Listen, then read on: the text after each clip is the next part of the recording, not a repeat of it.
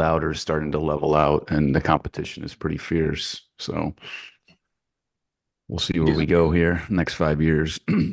yeah, it's interesting. I'm gonna be giving a talk at the NCVH South Florida meeting on the evolving economics of medicine. I led a panel last year at the same meeting Mm. for with that topic, and it's something that's extremely interesting to me, especially as somebody who's now building a practice, taking a general All right, cardiology. everyone, 10 seconds till the air.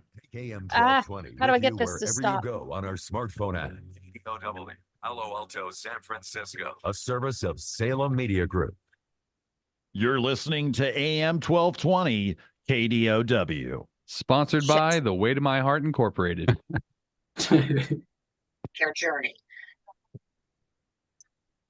Welcome to the Heart of Innovation, 60 minutes that could save life and limb, with new breakthrough ideas and innovation changing the healthcare landscape. Brought to you by patient advocacy group, thewaytomyheart.org, in partnership with Abbott.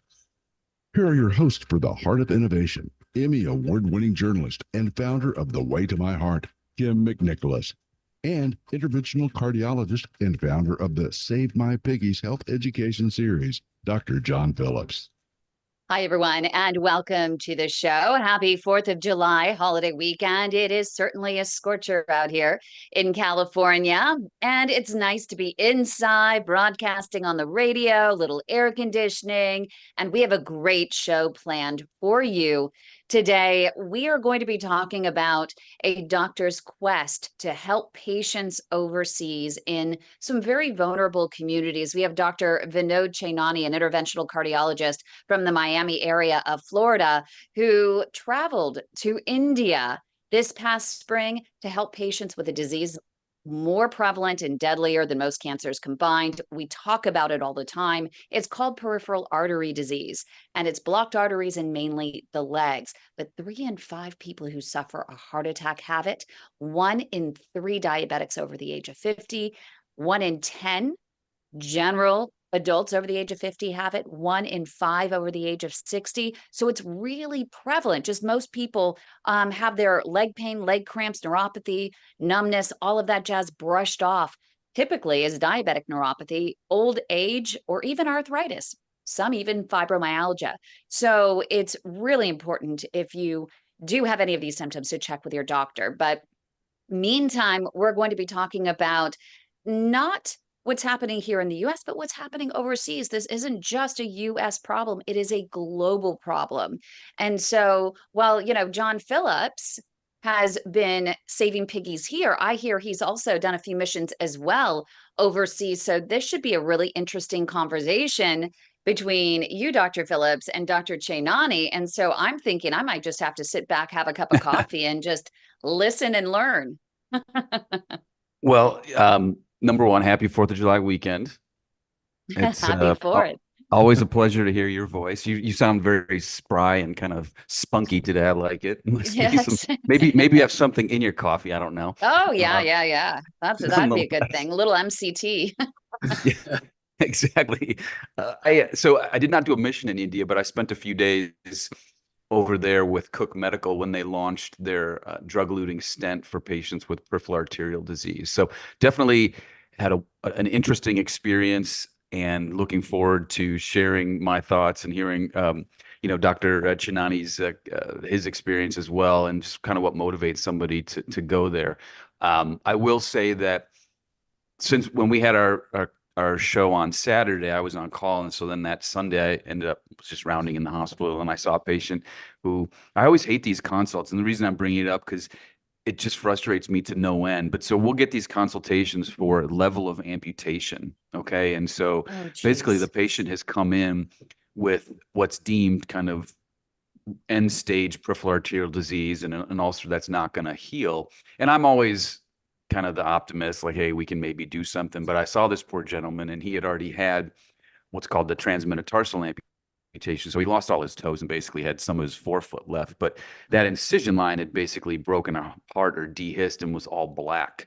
Oh, and no. that, and then I think the bones got infected. So unfortunately, he was going to need a major amputation. And it always is very sobering when I talk to the patient about level of amputation, because they often know it's coming, but unfortunately, the more times they hear it, it sits in and I think it becomes more real for them. But I'm so glad we're having the conversation that we're going to have today about raising awareness and continuing to push forward to prevent major amputations, because this gentleman's life is going to change, and he's young enough that hopefully he'll be able to get a prosthesis. They'll be able to do it below the knee so they can preserve the joint and he can walk again. But as we've talked about, there's a high percentage of folks that will never walk again, and it kind of breaks your heart a little bit. So that was a sobering moment that I had last weekend. Had a good 4th of July.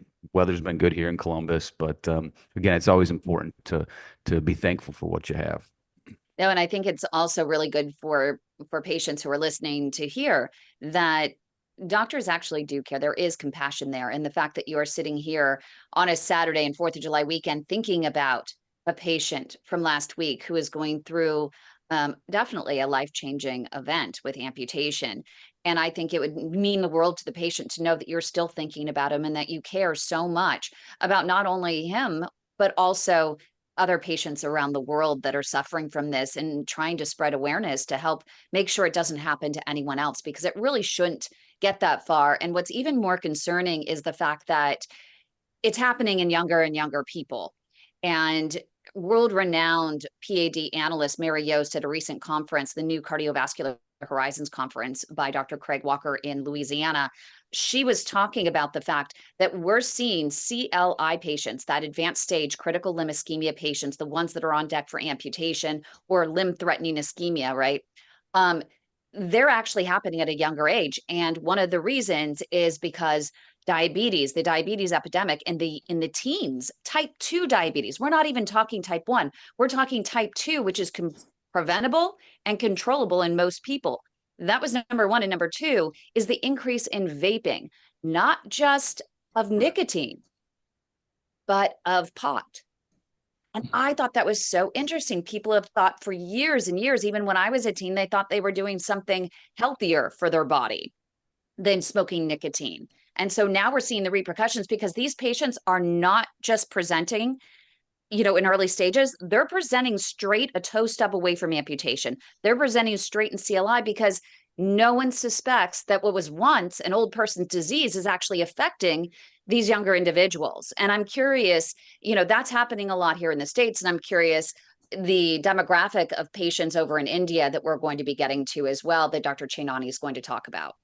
Yeah, it's pretty interesting. I don't know the literature on vaping and risk of PAD, but I do know that just look around in the U.S., you have people, I mean, they stare at this device like this all the time. They're not moving around. I think the immobility, the lack of structured exercise. I just read an article where I forget where it was, but people that exercise in the morning as opposed to in the afternoon or the evening are mentally sharper. They're more focused. I mean, there's, again, beating a dead horse here, but exercise is the elixir of life. And I fear that because everyone's attached to their phones and we don't really help much anymore, unfortunately, that it's just going to get worse. And you're going to see, I've seen people in their 30s with PAD. I don't know that I've seen anybody in their 20s who's not like a type 1 diabetic. But again, it's sad. It really is.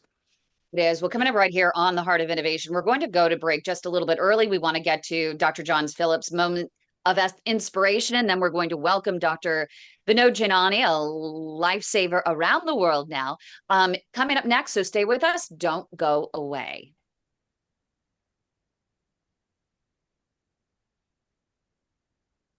Everyone's clear on that side. Thank you. Great. We set you up. We teed it up for you, Vinod. Thank you. You're good at this. We've done it a couple times before. We're going on. It's a little over 2 years now, isn't it? Yeah. It's awesome. Hoping Abbott comes to save the day, because we only have 3 months. What about Inari? Did they ever? No, I need to do. They're going to have us, if they do it, they're probably going to have us do more. We'll have to really think out the show and do a lot of vein shit. Really? Because even though they have limb flow, still they're not as focused Okay. on that. As a general overall, the people that I've talked to, because I'm talking more on the Inari side versus the limb flow, and they're not meshing their marketing departments yet. I just used Penumbra for a deep venous case. So it was awesome. It was really great. It's a good tool, huh? That's, Yeah. I have had some patients with that. Penumbra Yeah. works well. They all, I mean, honestly, there's a lot of ways to skin that cat, in my opinion, and Yeah. Inari and I u- Penumbra are the two. Yeah, I used the Pounce, the venous Pounce device from Shermatics recently. I used it twice actually. It was reasonable, but I mean, I think it's better for smaller, deeper veins. Like, I mean, if you want to go up to the SFV, I think that it'll work just fine.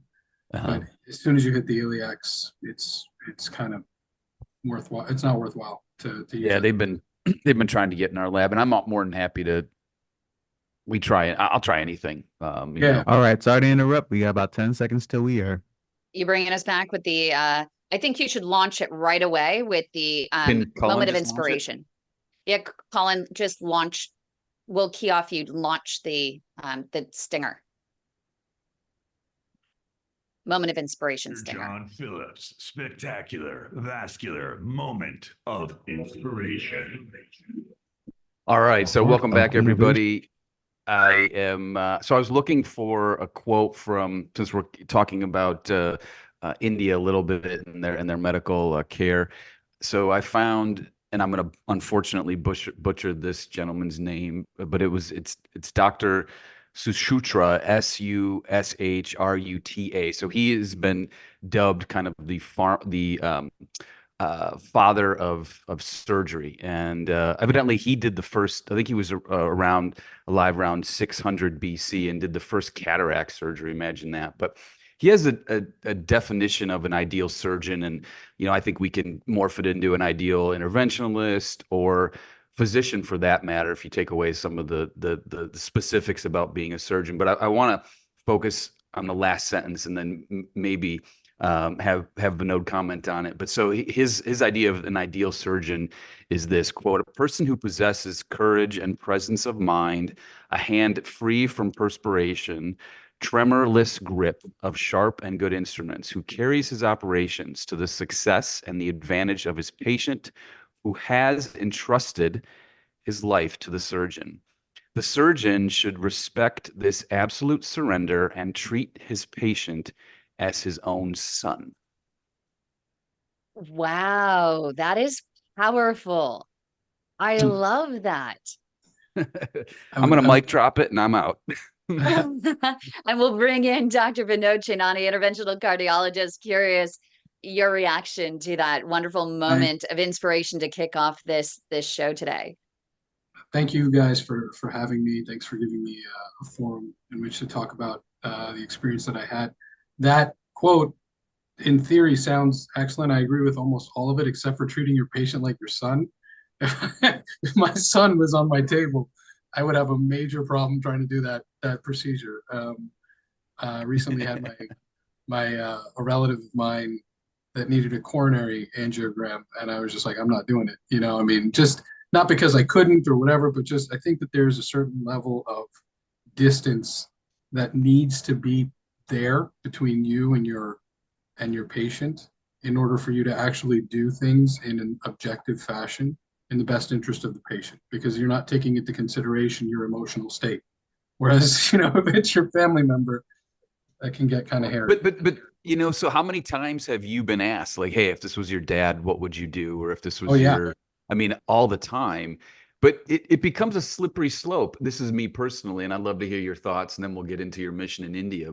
But if it becomes too personal for you, sometimes, like you said, you lose that objectivity, but yet you don't want that patient to feel like they're on the Ford assembly line. You're building an F-150, like, okay, stent, move on, stent, move on. And I think I struggle with that sometimes, because there's been a couple of instances where I've felt really connected to the patient, and it doesn't affect how I treat them per se, but you sometimes second guess. It's kind of like the theory of the VIP that rolls in and they get every test known to mankind, and sometimes they get treated worse because I think it was DeBakey that said everybody's insides are the same. right? And Yeah, so right. you got to That's right. have that mentality. Yeah, I agree. I mean, I think humans, have human emotion plays a huge role anytime we're doing anything. I think we're just emotional creatures. It's the central tenet of our existence. So that I think that developing a relationship with your patients is integral, but nothing can be the same as something that you gave birth to, like you gave life to. So that I think just that distinction I think is important. And that little bit of distance, although it may be little depending upon how involved you get with your patients, um, I think it's still really important to just provide that care and look at every person's insides as the same, right? I don't think you can do that. I can't do it with my own family member. That's just, Yeah, got to back off. yeah. Kim, what do you think? It actually warms my heart to hear you guys having this discussion because it's so amazing as we head into the discussion about Indy that, we're talking about from our own home to going as far away from home really as we can to go help patients elsewhere. And then hearing you guys treating, wanting to treat every single person as if they're your family, not necessarily one that you gave birth to, but, I understand, that there is that literal application of that quote. But I think that more the philosophical, side of it, that you treat everyone as if they're family and give them the care that you would want for your family, whether it's yourself or someone else giving that care, right? And Yeah, so I think that that's really important. yeah, agreed. I think that's a very poignant takeaway of the quote. I think probably that's what the Dr. Sushuta meant by what it was that he was saying. So yeah, I agree with that wholly. Let's try to do with my patients now. I mean, I've even been in situations where my dad, was going in for a heart cath, and another time where he was getting a filter put in for clots. And in both situations, the doctors were like, "Well, you're in cath labs all the time. Come on in, come watch." And I was like, you know what? I think that this is one time that I'm going to have to say no. Normally, I'm right there. You invite me into your cath lab, I'm right there by your side and watching every single move you make and learning every step of the way. But when it came to my dad being in the cath lab, I thought this is one time I'm going to, or two times in this case, I'm going to step back and wait outside. Yep. I Let the couldn't watch it. professionals, yeah, let the professionals do their job, and you go in the waiting room, and we'll update you once we're done. Yeah, because I wouldn't want the doctors to be nervous because I'm standing there, and I don't know if it would affect them, but I wouldn't want to take a chance. 100%. Let them, yeah, back off. Let's hear So about India. I was just gonna say, we could talk the entire I know. show You got to and stop. keep down this this pathway. But Dr. Chainani is here for one of so many reasons. But Dr. Chainani and I got together because he came to me with an idea to help people around the world that are in the most vulnerable communities that don't have access to the advanced life and limb saving tools that he's able to provide for his patients over there in the Miami area of Florida. And that's where global Mission P.A.D. through the Global P.A.D. Association was born. And Dr. Chainani is the director of Mission P.A.D., with his first mission being India.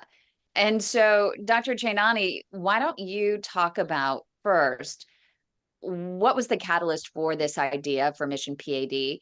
And number two, then why India in being your first mission? Yeah, so in addition to the super cool name, I'd spent some time, I think it was November 22, if I'm not mistaken. I went to Pakistan actually to do some relief work when there was some massive the major floods over there that killed, I don't know, countless millions of people. So I had gone out there to Sindh to help them out, but it was all general medicine. It was a lot of malaria stuff, things like that. Not my wheelhouse, right? I mean, I was able to, I guess, make an impact, but not in the way that I wanted to. I started to inquire with the group that I was working with there, you know, as to whether or not they would have some interest in me coming out there and doing some pro bono PAD work. And although they have, you know, very accomplished physicians out there, what struck me as very interesting is that they said that they did not have the, basically, this was the takeaway. They didn't have the luxury of focusing on PAD. They were still in the stage where they were dealing with the major organs of the body, brain, heart, kidneys, right? So they were doing stroke. They were doing 40 STEMIs a day, I think, in one of their major hospitals. Everything was government funded, so on and so forth. So kind of hit a brick wall trying to start something up over there. So then I said, okay, well, I'm going to go ahead and try India. Why India? Because I mean, this whole, you know, doing this pro bono work, there's a deeply spiritual significance for me, you know, irrespective of where it is. But India in particular seemed like a good initial place to do it because India carries the highest burden of cardiovascular disease in the world. You know, there was an older study called the Interheart study that showed that they had the highest hip to waist ratio, highest burden of cardiovascular disease, et cetera, et cetera. They have an extremely high rate of diabetes. You know, and that's a lot of it is genetic and epigenetic. Over 200 years of the British Raj and 31 famines throughout that time, they selected, you know, you select out for people who can hold on to food, right? So that's one reason why the rate of diabetes is as high as it is. And then the second is that, you know, food availability, it's a vegetarian culture and people, you know, like food. So they will try to do whatever they can to make the food taste good. And most of the time that includes frying it or making it sweet or frying the sweet thing. So they do that quite a lot over there. So the food doesn't help. So they've got the phenotype to, you know, quickly develop diabetes, and they also have the diet to do so. So so that's a big thing. Smoking is a big thing over there. But what made India, in addition to its burden of cardiovascular disease, such a good place to start this is that recently the government there decided to come up with an initiative called Ayushman Bharat. And Ayushman Bharat is a program where the most, I guess, financially challenged of the people in communities in India received 500,000 rupees per annum per family, which turns out to about $6,000 for their health care. And this is free, of no cost to them. It's not like there's something that they have to buy into. These are people that make literally no money. That program is now, as I understand, being increased to 1 million rupees, which is going to essentially be, you know, it's called 10 lakhs. And so that's going to be $12,000. So there is an opportunity there to start treating new diseases.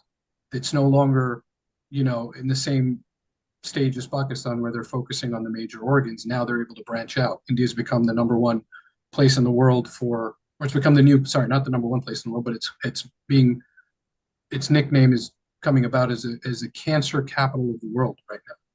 Why is that? Yeah, and that's because they're doing a lot more CAT scans and imaging, and they're finding plenty of incidental cancer. So much so that the physician that I worked with in India, who owns his own hospital, a couple of them actually, is opening up a cancer hospital right next to his current hospital, specifically cancer. So there is a huge, I would say, appetite for new emerging diseases, not new to us, but emerging for them. And there's an opportunity to treat those things now where there never was before. So you have almost a perfect mixture. You have a population that is clearly suffering from these things and can use a lot of help.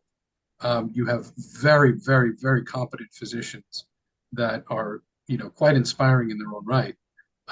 with excellent endovascular skill sets proven in other realms that that can benefit from this training. And 1.4 billion people, that potential patient population, clearly not all of them, but some percentage. The data is sorely lacking. There's such a range. 2 to 30% of the population suffers from PAD based upon the papers. So it's like there's just a lack of everything and the ability to do everything there. I don't. We'll be discovering more here on the Heart of Innovation with Dr. Vinod right here. I need to go to commercial with you guys. I hate to cut in, but it is what it is. So without further ado, let us go to this commercial break right here. You listen to the Heart of Innovation here on KDOW 1220 AM. Cool. Beautifully done. It stops us from being the bad guys, and he offers more color to the commentary. He certainly does. And like that was the longest 30 seconds in my life. I know. I was like, geez, Colin, how long we But I figured we must have made up some time though, right? Because we went early on the first segment. So long story short, with this coming now, you had a little time on the first segment. This one cut into it. So you'll have about 8 minutes in this section, but I wanted to really let him go into it because it was quite interesting and everyone's focus was going. So I'm like, all right, let it go, let it go, let it go. Yeah, no, that was great. So Vinod, let's, in the next couple segments, if I get the approval from Miss Kimberly, let's dive into your experience. Sure. Colin, I don't know how much time we have between the break, but I will just say when I was there, I was struck by the chasm between the haves and the have-nots. Oh, yeah. And those that can afford a private hospital, Yeah. It's a la carte. You kind of. I'm going to go get a different power adapter for my computer. So I definitely take it back and run with it. And I will be back in a sec. Okay. And just to let you know, Dr. John, with the commercials we have now, we would, like I said, we'll have roughly about 8 minutes if you want to keep on schedule. If you want to go into the next section, we would have about 10. And then that next section would have about 10 as well. So it just depends on how it flows. Yeah, that's fine. I mean, I'll tell you what, you keep counting us down and we'll figure on the fly. How much time do we have before we go? All right, right now we have about 1 minute and 30 seconds till we come back on air. Okay. So, Vinod, when you were there, are you able to? So you'll tell the story, but just so I understand it, you linked up with a doc and just worked with him or her. Yeah. Okay. So my family follows a particular guru in India. And so he facilitated this. He introduced me to this doctor in Jaipur. And then I was able to work with some, volunteers from that guru's organization to get the tools over to India. And a lot of that shipping, which was extremely expensive, was funded by the donations that we got. Oh, that's awesome. I just remember when we would bring in they weren't samples, but demos of the Zilver PTX that were still in a package. I don't know if they were sterile or not, but there were a couple docs that wanted them to use in their patients. And I was just taken aback. And then I ended up at one hospital where they kind of gave me an impromptu tour. It was a government hospital and they had buckets of, I don't know if it was formaldehyde or I don't know what they were using, but basically reusing coronary balloons, reusing wires, reusing sheaths, just because they have no. Oh yeah. Oh, we'll get into it. We'll get into it. It was incredible. All right, everyone. About 10 seconds till we air. Wow. That was great. I'm back just in time. 1220 KDOW. Welcome back to the Heart of Innovation. For more on today's topic, go to theheartofinnovation.org. That's theheartofinnovation.org. Once again, here's Emmy Award-winning journalist Kim McNicholas and interventional cardiologist Dr. John Phillips. Welcome back, everybody. Thank you for joining us. We have started what I think is going to be a very candid conversation from Dr. Chainani regarding his experience in India as it pertains to helping this population of almost 20% of the world treat a disease that is very prevalent, peripheral arterial disease. And so during the break, we were just commenting, when I was in India, we went to several hospitals. Some are and he's going to share his insight because he knows it better than I do, but some of the hospitals are private, some are government based. So assuming you have money, you can go to the private hospital and a la carte, get a room with a view and change. Everything costs money, right? And so I remember when we were talking to physicians, they would basically, as I understood it, negotiate with their patient regarding the treatment plan based on how much money that patient had. And the thing that was also astounding is that the patient would work within the village that he or she came from to get enough money to come to, I was in Chennai, to come to the big city and then have a procedure. And whatever money they had went towards that procedure. And basically, if you ran out of, if you had enough money for one stent, you got one stent. You might need one or two, but if you need two, you only get one. That really kind of hit me pretty hard, thinking about how we sometimes waste in my opinion, waste medical resources in the U.S. and just how privileged we are. And so, Vinod, just please tell us what your experience was and kind of how it maybe changed the way you see things now in the U.S. Yeah, I can echo what it is that you said from a gratitude standpoint of being able to practice in the United States, where we can ask for 3 balloons and an atherectomy device and this and the other thing and a stent, and everything's like, yeah, okay, it's there, it's available, right? There we didn't have, and this was a good hospital, great hospital, private hospital. We didn't have drapes. We were reusing big blue cloths that were sterilized to cover the patients in quote unquote sterile fashion. Imaging system was an old GE system. It was something I've used many times before, so that was great. But yeah, everything was reused, from the wires to the balloons to the obviously not the stents, but IVUS was not a thing.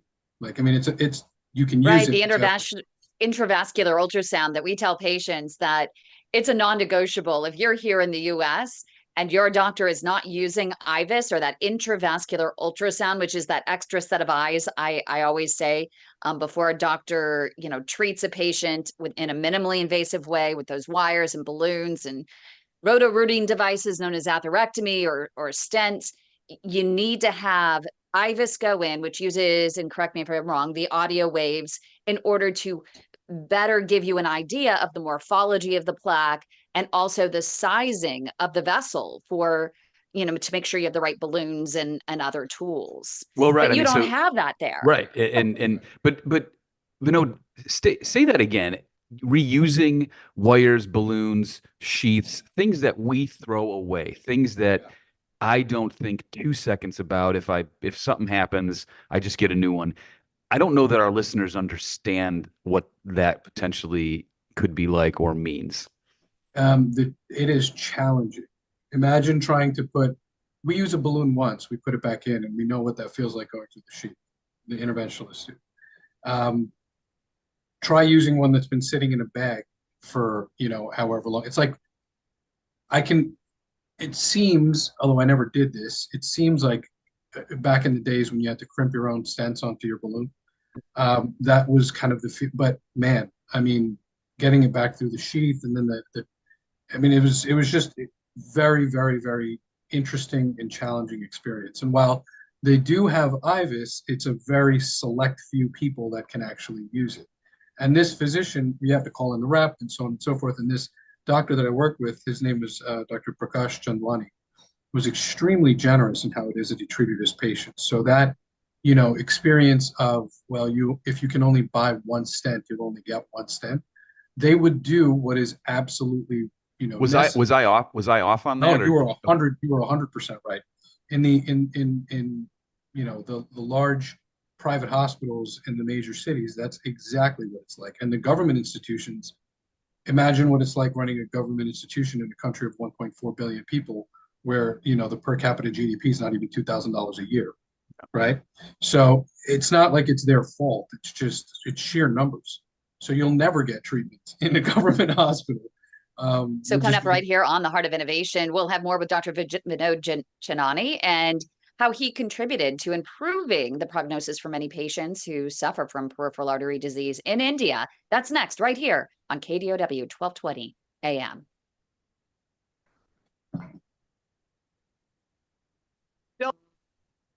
Y'all are clear.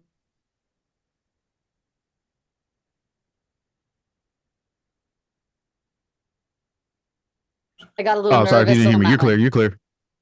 You're clear. Ah, yay.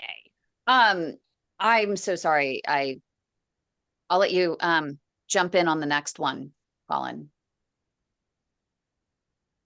This is your show. If you decide to jump in, I'm like sitting fish back, to relaxing, water. and putting my sunglasses on. It's a fish to water. Or riding a bike. You just gotta. I just jump right in. This is really interesting. I was down there in Mexico, and what was interesting is seeing some of that, reusing of different things in a couple areas, which I was like horrified at first. Number two, Miguel Montero Baker, who's a vascular surgeon over in Texas, led a mission to Mexico with some different doctors from around the world. And he wants to put together a documentary using the video that he captured of all of these doctors that have every single bell and whistle in their normal practices, having to literally use the most minimal of, tools, just wires, very basic stuff to be able to ultimately open up some pretty complex lesions down there. And they had a great success down there in Mexico in many patients. So it's interesting what you can do with, just a wire and balloon. That's why so many doctors, I think, say, well, why do you need the atherectomy? Why do you need this other thing? It's because, sometimes it's the hands of the doctor and your finesse. Folks, 10 seconds till we air. You want to bring it back on that? Because, AM 1220 KDOW. Welcome back to the Heart of Innovation. For more on today's topic, go to theheartofinnovation.org. That's theheartofinnovation.org. Once again, here's Emmy Award-winning journalist Kim McNicholas and interventional cardiologist Dr. John Phillips. So before we went to break, Vinod was describing to us a similar experience that I saw when I was over there. The fact that some commodities that we take for granted, it's just that we take them for granted, and the tools that you have, your toolbox is a little limited.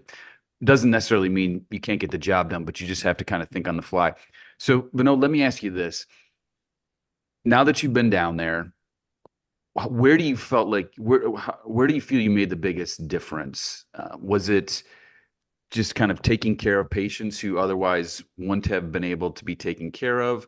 Was it your experience in the U.S. maybe lending, shining a light or different angle on a procedure? Was it an interaction with somebody that maybe didn't necessarily have anything to do with the procedure, but potentially changed their outlook and maybe lengthen their life or something like that? I think it was twofold. For me, it was just extremely gratifying to be able to go and do something like this. And, so much so that I intend to do it again, and again and again, but also working with the extremely skillful physicians that I met there. There were 4 interventional cardiologists that were in that lab, and they were all able, by the time I left, and had done maybe, I think, upwards of 40 cases in that week. They were all able to pick up the basic, skills necessary to comfortably treat PAD. It's not like they weren't doing it before. They were just doing it on a very basic level because it's not reimbursed. That's not a thing there, right? Like, I mean, a coronary angiogram on the insurances that they have and stenting procedure, based upon these new government insurance programs that are coming out and so on and so forth, will reimburse 80,000 rupees, which is $1,000, right? And that's irrespective of how many stents you use. A peripheral angiogram, I think, is somewhere in the realm of 12,000, which is like $150. So based upon how much the tools cost, you can't do anything with that. Right. So they're doing whatever it is that they can, but very limited. So, things like antegrade access, pedal loop reconstruction, pedal access, etc. I mean, it was just, they really enjoyed it. They loved it. And they still, I mean, I stay in touch with one of them as well. And they're still using the skills that they learned with me, which is, I mean, it's, again, for me to be able to go and teach people that are that skillful something that's useful to them, I mean, that's wonderful. That's really. So you really, I mean, you paid it forward, basically. You took your skills and then kind of helped train these folks. How does that work, though? I mean, did you see a consult with them and, hey, this person's complaining of claudication, maybe we should consider an angiogram? Or how did you get the patient from the office to the cath lab with what they were doing? So the OPD, or the outpatient department, was right outside the cath lab, right? The owner of the hospital is the interventional cardiologist that I was working with. So he would go and he would see the patients. I was in the cath lab the entire time. He would diagnose the patients, bring them in. They know these guys know what PAD is. The primary doctors, not as much, right? That we did a couple of talks, a couple of CME events out there, one in Jaipur and one in Ajmer, which is so Jaipur is like a tier 2 city. Ajmer is maybe tier 3, and it's about 2 hours outside of Jaipur. So we went there, we did another CME talk. So that was really educational for the people there, but it was surprising how much they did know about this disease. So the interventional cardiologist that was there was already quite well versed, and also we linked up with an emerging device company called IIV Health, and so they developed a TENS based device for the diagnosis of PAD. It hasn't, been. I think it's been CE marked. I'm not sure yet. I may be speaking out of turn there, but anyway, it's an effective device, to diagnose PAD. So they were testing their device in the OPD on a variety of different patients, but most of it was clinical decision making by the gentleman who I was working with. He'd bring them into the lab, we'd do the case, and these guys, these ICs that were there, between their coronary cases in the other lab, because there were 2 labs, between their coronary cases in the other lab, they would scrub with me, or I would scrub with them rather. Or, and then, at some point I would kind of try to guide them from the outside, and then go in if I was needed, that kind of thing. So that there was a lot of, you guys try to do this, try to develop, some of this understanding of exactly what it is that you're doing, so that once I'm gone, the cases don't stop. You guys can continue doing the thing, It's interesting because we have an inventor who actually has joined us, and he was saying when we were in Mexico, they had to bring their own tools. They didn't even have an inflator to inflate the balloon. And so I'm curious, you also brought quite a few tools with you. We had Boston Scientific that came in and sponsored some tools. I'm sure you brought some tools as well of your own, and donated not only probably some of them as well as your time. But what do they do? How do they continue to treat these patients in the way that you taught them without having these tools, or can they access those tools? So they can, they can access peripheral tools. They did have some peripheral interventional stuff there. It's not like what you're describing in Mexico. They actually did have surprisingly quite a bit of a tool set. Sometimes there was one time where, I think it was one time, where we couldn't use the stuff that I brought. It wasn't, I think it was an iliac case, if I'm not mistaken. They did have an iliac stent there, or several of them. So it's not like they didn't have anything. They have access to everything. It's just extremely cost prohibitive, because there is no reimbursement for PAD. So the biggest thing that I can do in the future is impact the education about this disease entity on a more central level. So if there's anything that I could wish for from myself to be able to do there, it is to speak to somebody that's in the capacity to make decisions on a grander scale. Do Oh, sorry. I was just thinking about when I was there, I was talking to a cardiologist who was putting pacemakers in, and I believe he said that they kept the patient in the hospital for like 7 to 10 days because they didn't want a pocket infection and they knew that patient was leaving and may never come back. Does is that prevalent there, like the follow-up? And if so, so for example, we put a stent in, we're going to see the patient in a month and 6 months, and we do some testing. I mean, does that go out the window and you're basically like, okay, we opened up your blockage, put a stent in, maybe didn't put a stent in, good luck, and maybe we'll see you again? Or That's exactly right. So the one of the most impactful things that we can do is really strengthen the primary physician population there to be comfortable with diagnosing and following up on these patients, and the podiatrists as well and stuff like that. But the primary care physicians are like the backbone of this entire experience.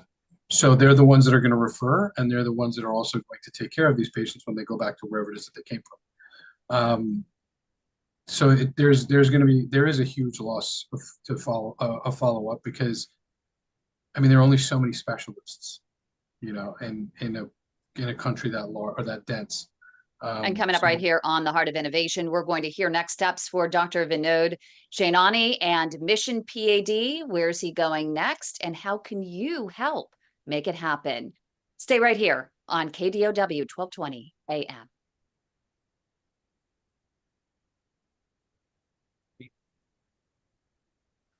Okay, everyone. So we're clear on that side. We have roughly a minute till we come back. For the last section, as soon as you hear the music, 30 seconds to get out. Okay. Can you give us a quick sample so that we can make sure we hear it? Because I don't hear it. Go one more time. I don't hear it. And Dr. Chainani, if you want to stay over for just a few more minutes, we can continue the conversation after the stop so that we can get more. If there's anything that we haven't covered in the show, we can actually still cover it and we can edit it in to the final presentation. Oh, great. Okay, yeah, sure.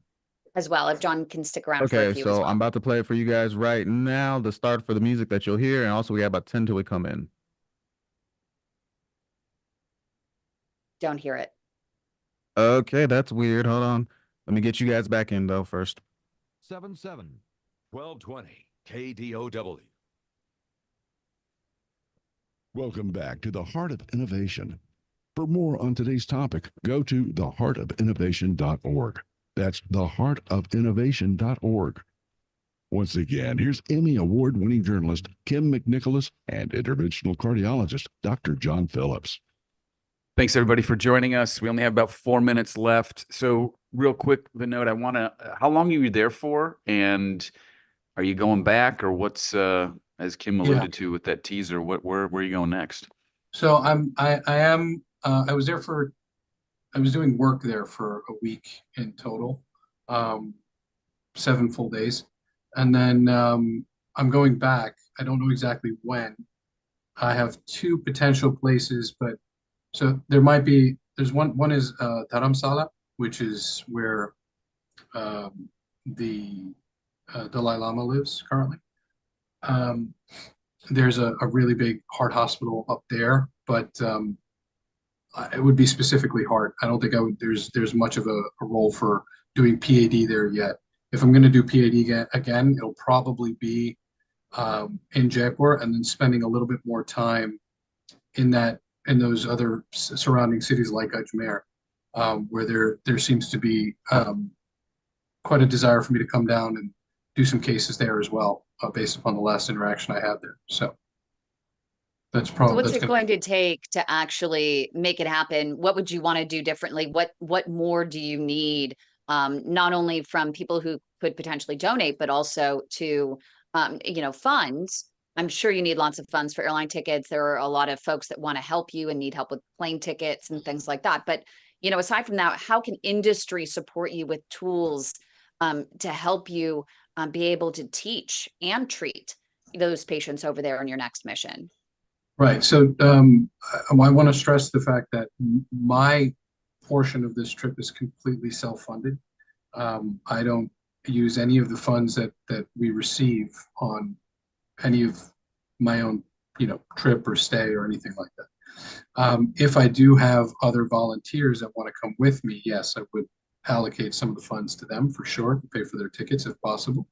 The biggest thing is shipping over donations from here to India. That's the most expensive thing to do.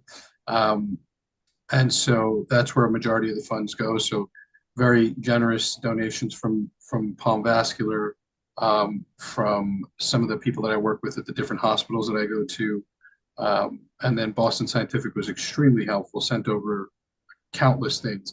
But all of that stuff, shipping all of that stuff over to India was left up to me. And so while that took a lot of legwork, the finances, shipping over all the boxes cost about, I think the entire $2,800 or $2,600 that we raised. So it was quite an endeavor. And then so you have to ship it, and then you have to pay duties over there.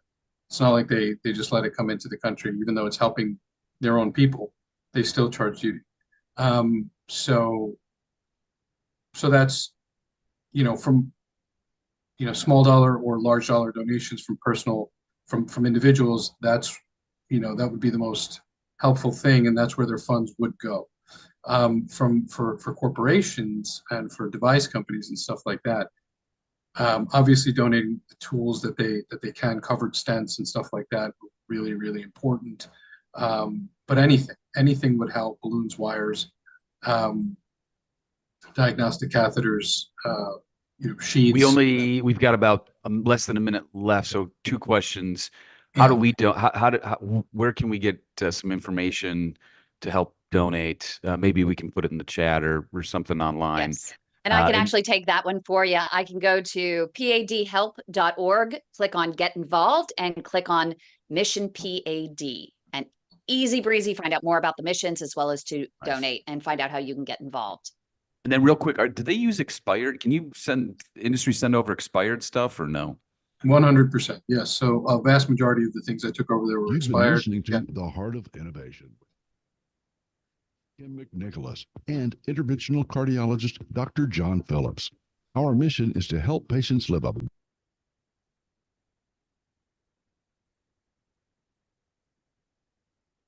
I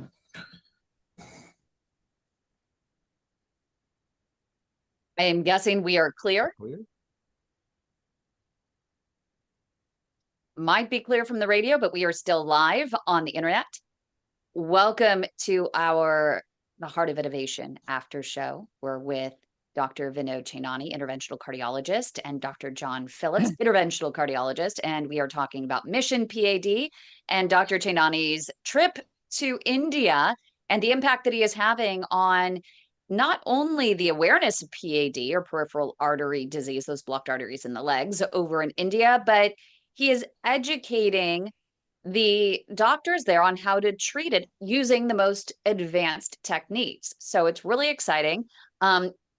We would love to just have you give us the quick synopsis going into our after show. And then we do have some questions from some patients. And I know John and I have a few more questions for you as well. I'm sorry, you cut out. Yeah, you cut out for a second. I'm sorry. What was it? Would love for you to just give us a quick synopsis of Mission P.A.D. and your mission to India.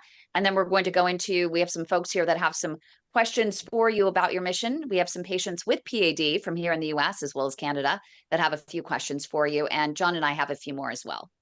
Great. Yeah. So Mission PAD is essentially international outreach for education and treatment of PAD. Our first mission was in India. The next one is probably going to be there as well. There are some, corporations I can work with to go to places like Africa and things like that as well. So all of that is on the docket for the future. And so that's basically going to be kind of what it is that we're looking at going forward. The best way to get involved is to contribute financially. For any physicians that want to volunteer with me, that would be a wonderful experience as well. More than welcome. And that's pretty much it. I appreciate everybody's support.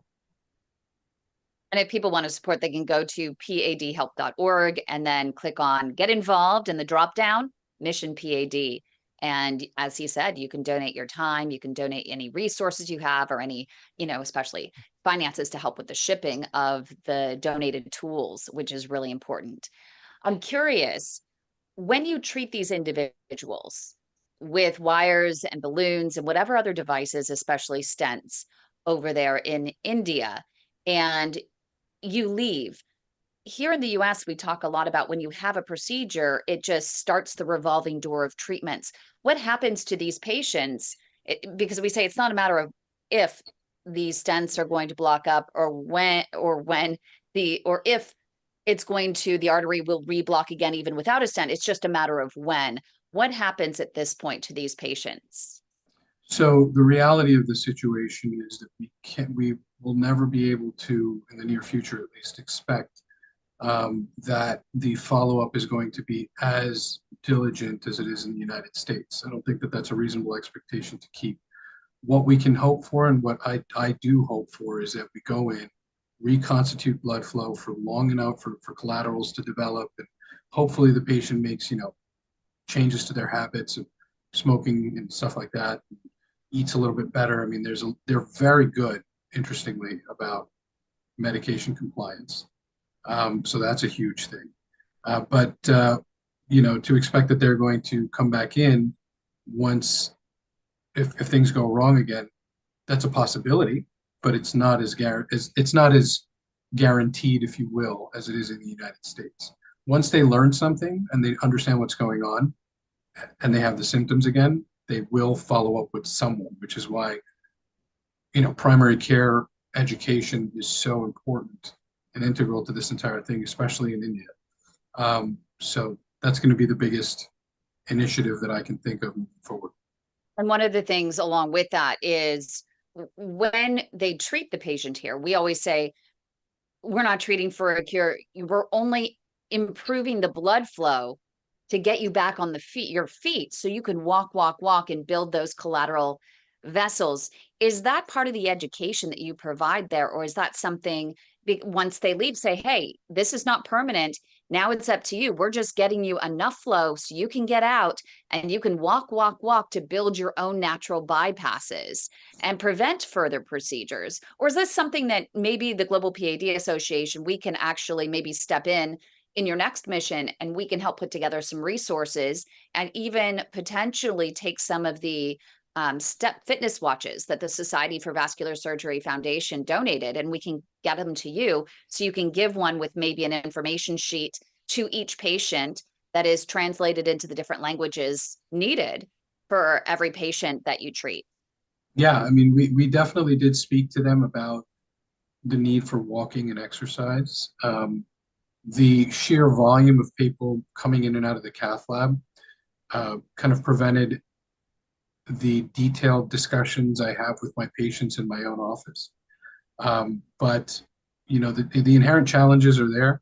There's always an attempt to educate the patients as much as possible, and they are very perceptive and receptive to the information and appreciative as well. The biggest thing, during my talks there when I was doing my CME lectures, I stressed exercise as the cornerstone of therapy for PAD, and lifestyle changes, obviously.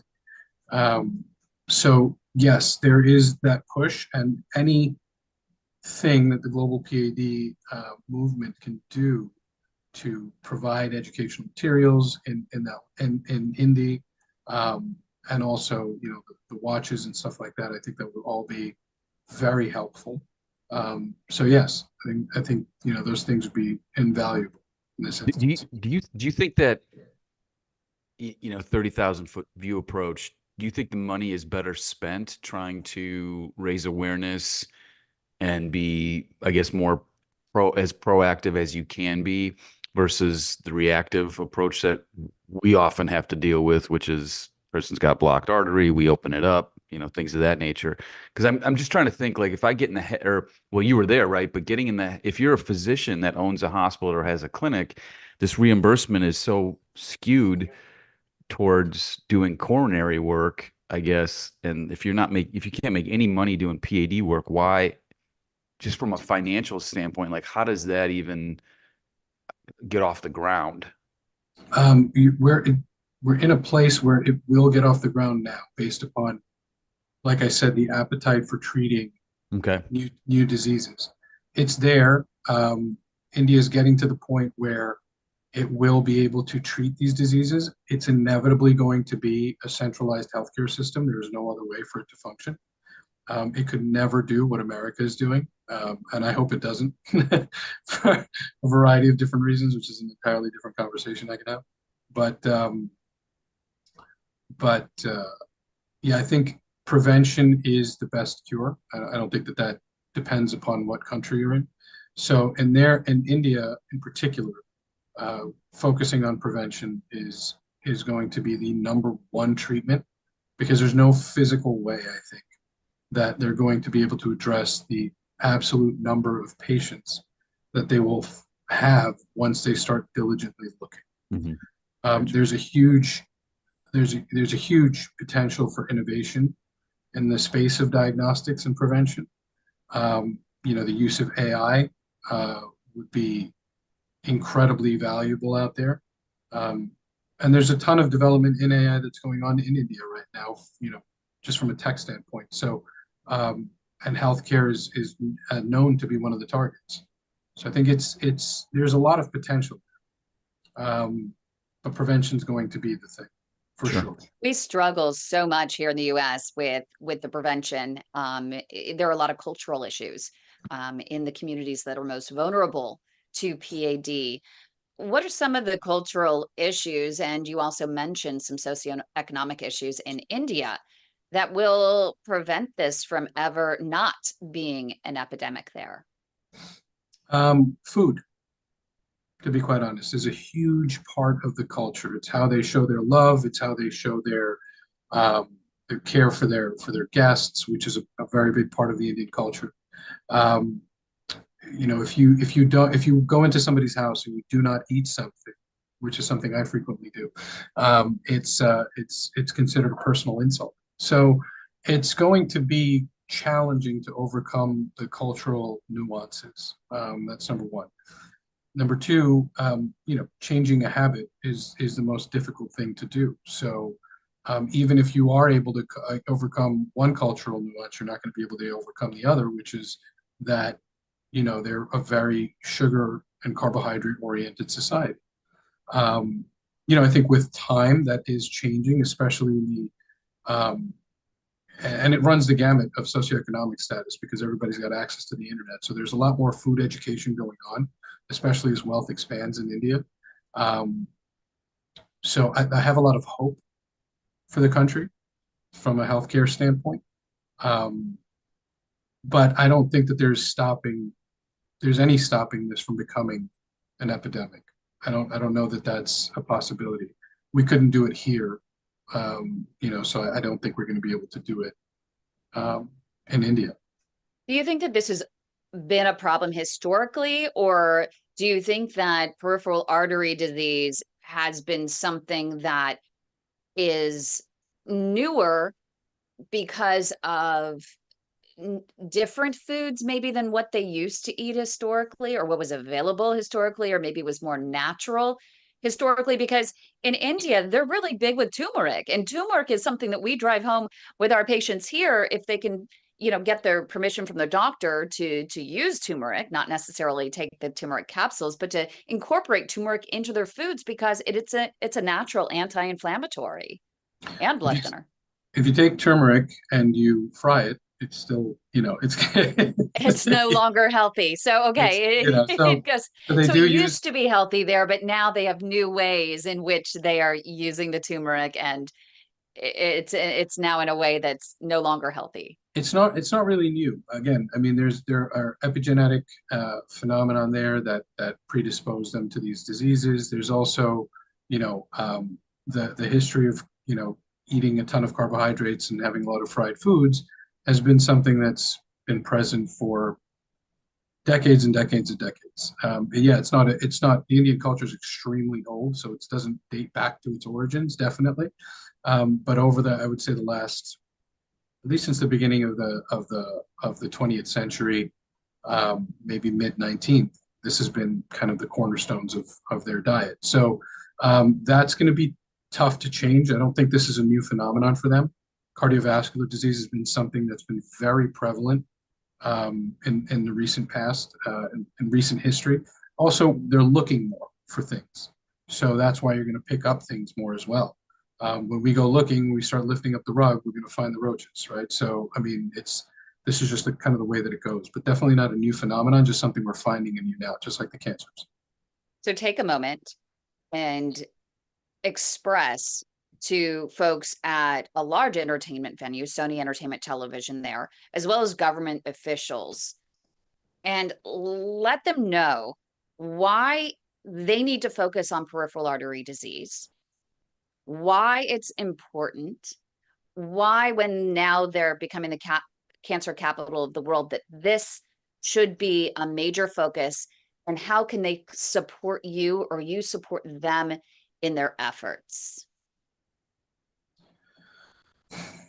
So PAD, and more specifically critical limb ischemia, carry with them very high morbidity and mortality.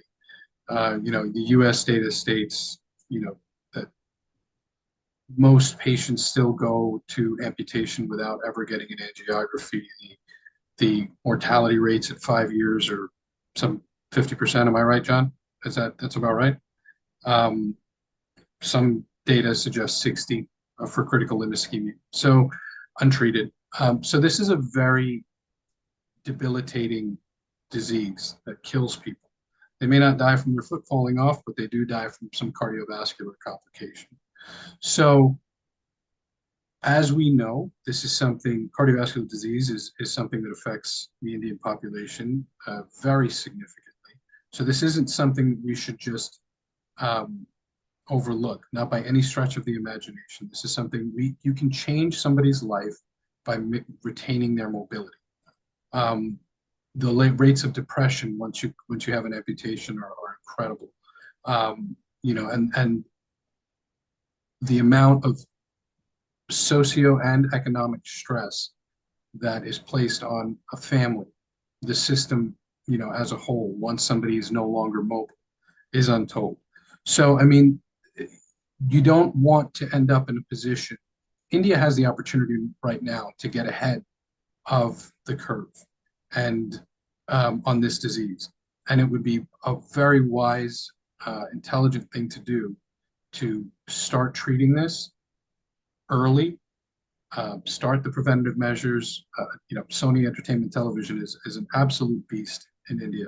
So if they can do, educational programs on this very debilitating disease and help people understand how to prevent it, when to seek treatment, who to seek treatment from, things that they can do in their lifestyle to prevent and treat PAD. This would have an incredible amount of benefit that would be almost immeasurable, and almost thankfully so, because they wouldn't end up on people's cath lab tables. Again, one procedure multiplied by however many million people are going to eventually be affected by this disease places a lot of strain on a system that's already very strained. So you don't want to add to the problem, but you also don't want to leave this disease untreated. So you just have to be judicious about how you approach this, and education is absolute gold. So Sony Entertainment Television can do this as an example of one organization that can really, really, really help. And I welcome them the next time I'm down there if they want to come along and televise this and whatever it is that we do. I'm more than happy to do something like that as well. Anything that I can do to try to help the community. Yeah, I think that would be amazing. And do you think there's any potential for government officials to get involved and improve, let's say, the reimbursement for it, or to create some sort of new policy that could help democratize access to early testing for these patients? And If there even was, a walking program. Whoa, a yeah, right. walking program. Wouldn't that be amazing? Do they even have those there? No, Do they they don't. have these rehab programs there? No, not that I know of, at least. I mean, somebody can educate me on that if they do. But to my knowledge, they don't. And if there's one, if I could snap my fingers in this moment and do one thing, it would be to speak to somebody in the government that has decision-making capacity as far as healthcare goes, to bring this to their attention, express to them how debilitating this is, give them some information on it, let them know that it has a higher mortality rate if left untreated than all cancers except for lung, and have them reimburse the physicians fairly for the work that they do. Then and only then, because they are coming out with insurance programs, they have the Ayushman Bharat thing. I mean, they're putting in the work. They're doing a lot. It's just a matter of educating them on this disease and having them pay attention to it. I don't think that they would turn a blind eye to it. And I think that we have a global walking program. We're getting ready to release an app actually for that. So if we can get the support from an organization there to help us fund the translation of it and to help put our free, it's a free walking app to patients and doctors. Get this in the hands of those physicians and the patients. That could be amazing, because I would imagine that a lot of them they do have smartphones. Yes, they have. It's surprising. It is surprising.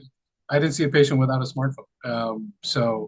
There's a lot of potential there for various reasons. The patients are great. They listen.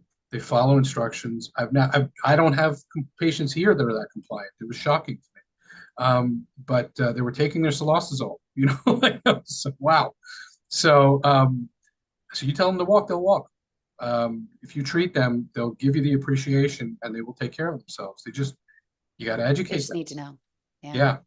Well, I want to get to a few questions, and I know I have one question that's off the topic that came in from a patient, actually, for both Dr. Phillips and Dr. Chainani, and I'll get to that in a moment, but I just want to get to Douglas. Douglas has a question. Douglas, go ahead and unmute and ask your question. Well, thank you for joining us. You're doing a great thing. You kind of answered my question. It was kind of like, what's the difference do you see between them patients there and what you see here with us? And I did want to mention that we do have a walking program. And if you know people there that have smartphones that need the support, we're here to help support them the best we can too. Incredible. That's great information for the next time that I go down. Definitely. And we have Kim that has a question. She said, she's referencing when you were talking about the reuse of some of the tools, such as wires and especially the balloons. Isn't there a risk for infection or failure if using these tools, even expired ones? And the inventor that actually is on our studio audience today was saying that yes, they can actually sterilize them with chemicals or steam, and so they really don't have as much of an issue that you'd think. What is your experience? Yes, that is true. They would autoclave and sterilize these tools, so everything that is reused is free of potential bacteria and stuff like that that would then cause downstream infections. So that wasn't a major concern for me. But yeah, valid question. It is always a concern, but the way that they do things, helps prevent that for sure. And they've got an extensive amount of experience. To close this aspect of the conversation, is there anything else you want to add or you would like people to know about Mission P.A.D? It stands to potentially be something quite impactful on a global scale. P.A.D is clearly not something that just affects the United States. There are plenty of countries in the world that, just look at, yes, India, but there are surrounding countries there as well. There's also Africa. Africa is this huge continent with so many different countries that, have also emerging economies where people are getting wealthier, where diseases are becoming more prevalent just because they're looking. So, India is not the only country in the world where this is happening. So there's a lot of potential impact to be had and to be made. So I look forward to the future of this. I look forward to collaborating with people from different countries. I think it's going to be a wonderful experience, very rewarding. And anybody that wants to be involved, there are so many ways to do so, whether it's with your time, financially, just well wishes, whatever. There's just a lot to be done and a lot of potential, to help. Yeah, and we are on the front lines here at the Global P.A.D. Association with patients around the world, and it's so frustrating for us. I mean, you think the patients are frustrated. They come to us, and then we can't help them if it's in certain areas that don't have the tools, the techniques, um, the doctors, the reimbursement, the right insurance, the wrong insurance, whatever it might be. And we can't get them treated. And we have to tell them, well, if you were in the US, you could get treated. If you were in, let's say the Philippines, in Manila, at a private hospital versus the public hospital, you would get treated. If you were in India, if you were, had all kinds of money and you could pay for the best of the best in the world, you could get treated, or else you're just left to suffer. And so it's amazing that we're going to try. We want to help everybody. But it's got to be one step at a time. And I appreciate you taking this giant leap to helping patients in India. And as you said, we'd like to see Mission P.A.D. to go to South Africa, to go to all kinds of areas around the world. And we would love those volunteers, anyone who wants to get involved and pick a region and help drive these missions forward. Dr. Chainani is the director of Mission P.A.D. And so we're ready to go. We've already been there, done that, and we're moving on to the next one. When is your next trip to India, do you think, that you're trying to plan for? Beginning to middle of next year is what it is that I'm aiming for. Again, just starting up a new practice. So that's going to be my major kind of challenge to balance that plus going. But some point next year for sure, latest I would say the summer. Try not to be the summer because the summer in India is a monsoon season, and that's it's terrible. So then it'd probably be either the spring or the fall then. Yeah, that's probably more logical. And it would likely be the fall. It'd be great to do one during P.A.D. Awareness Month, a year September, and we could announce it during this P.A.D. Awareness Month and get more people involved. Yeah. Thank you so much, Dr. Chainani. We really appreciate. We're excited to move forward with Mission P.A.D. and we appreciate the impact that you're having not only here in the U.S. but now around the world. Thank you, guys. I do want to open it up just to other patients just for a minute while you both are here. And I know I want to let you get off to your families and get on with your weekend. But we did have a very serious question that came in that I really want to get answered if possible. We always tell patients to get explicit consent from their own healthcare provider that knows their situation best before acting on any advice here, and to always take it with a grain of salt because you don't have the medical information of any patients right in front of you. So you can only talk about things in generalities. But this patient had a heart cath last week, and it is a P.A.D. patient, already had an amputation on one leg, has really struggled with recovery over the past year to 2 years. And so because he has not been as mobile, his previous open heart bypasses have all now failed. They've all blocked up. So he has multiple blockages there.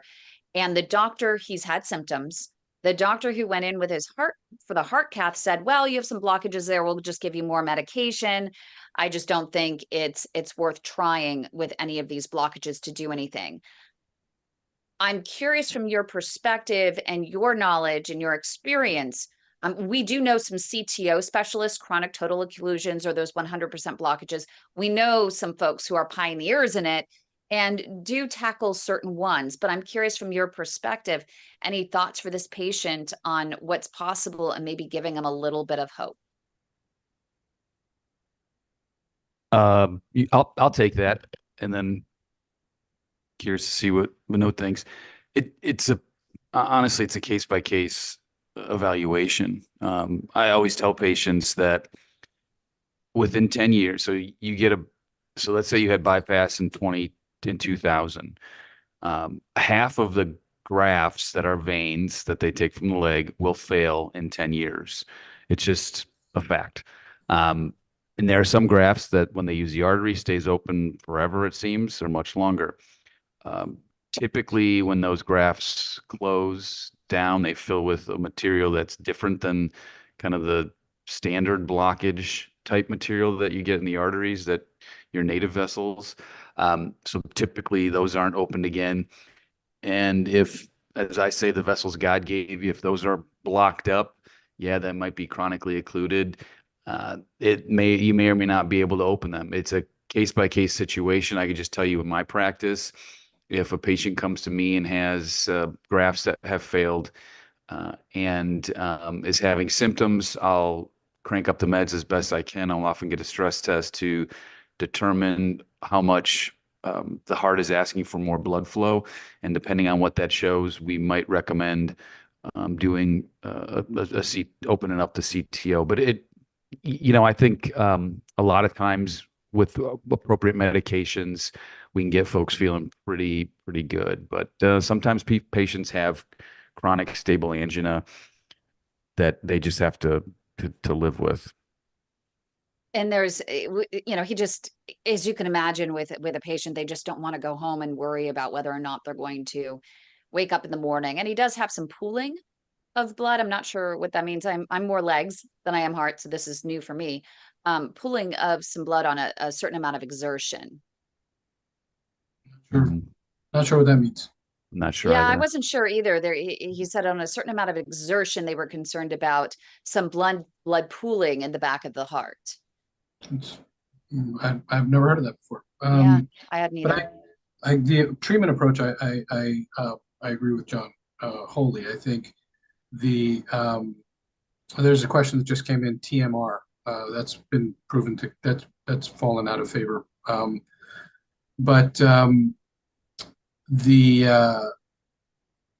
definitely get a stress test.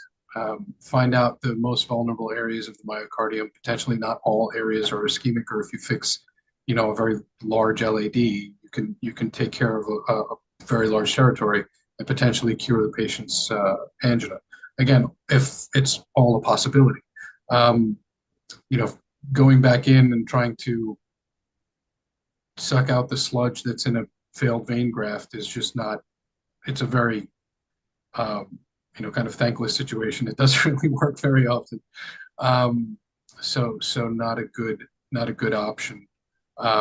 Fixing the native vessels once the bypasses have failed is usually, the way to go. But if it is, really nasty CTO, then going to a CTO specialist would be the ideal scenario. But always, if you are, and I tell all of my patients this, whether it's me or somebody else, if you're not happy with the answer, you're not happy with your quality of life, feel free to get a second opinion. You should always speak to multiple physicians. We have that luxury here in the United States, and any good physician will tell you to speak to whoever it is that you need to feel content with the answers that you're getting. The patients have complete jurisdiction over their own bodies, and they should feel satisfied. With that said, I agree with what John said, that sometimes, unfortunately, you just have to live with a little bit of angina. And I would also echo Vinod's point as well. For me, I don't do coronary CTOs, and I send patients to the guys that do them. You have to find a doc that knows what they're doing if they're going to try any type of procedure on you. And again, get a second opinion, get a third opinion. That's the beauty of what we have in the U.S. And clearly, you don't have that in India. So you got to be thankful for what you have. Yeah, we have the best, technically and education wise, and the tools sets that we have. We've got the best medicine arguably from a technological and skill set standpoint in the world. You know, physicians here are so skilled, and we've got every facility available to our patients. So definitely for American patients, take advantage of what it is that you have available to you. And yet there's so many doctors that still argue for their own limitations and don't offer what is available, especially when it comes to limb salvage. And that is still a big point of contention for me and a huge frustration. Yeah, that's a whole different conversation. That's But really let's leave on a high note. Vinod, what you're doing is awesome. I'd love to reach out to you offline and learn more I'll about it. introduce you to, yeah. Please do. I got a bolt. We're going to the minor league Clippers game. Columbus Clippers Oh, are playing. fun. So awesome. Enjoy I'll have that. I'll have several hot dogs. No, I'm just kidding. And I heard you had a really fantastic feat with your son, that he actually hit the links. Yes, that's right. Yeah, I'm exactly. very impressed. Yeah, very impressed. We might have a pro golfer in our midst. Well, probably not. But, No, I mean, he's already so athletic. So I he- always see those who are athletic in other sports do very well in golf. That he could be the next long drive champion. No, he doesn't. Again, never picked up clubs before. Did pretty well, but golf, like anything, it's the Malcolm, what's his name, Gladwell, 10,000 hours. You got to put the time in, and so Yep. we'll see. But yeah, awesome. Thanks everybody. Have a great rest of the weekend. Thank We you. really Guys. appreciate you.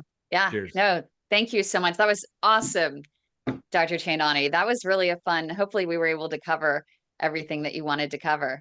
Yeah, no, But it's great. Thank you. we appreciate you. And also since you're here, we would like to invite you to participate in our What's Up Doc Tuesdays. And you can pick any Tuesday. I can send you a Calendly, and you just pick your Tuesday and you pick your time. And we just have an hour conversation with patients, and they ask you whatever's on their mind. It's always a surprise each and every week. And then you become part of our video library, our extensive video library. For those that are watching right now, I mean, we do a lot more than just the Heart of Innovation and our Patients Tell All after show. We have an entire playlist of questions and answers between doctors and patients. So we'd love for you to be a part of that. Great. Thank you. I want to say that I want to emphasize that for you, for those people over there, if there's a way we can all connect with them and help support them as PAD patient to PAD patient, I think that would be awesome if we could figure a way to help to know that they have that support over here also.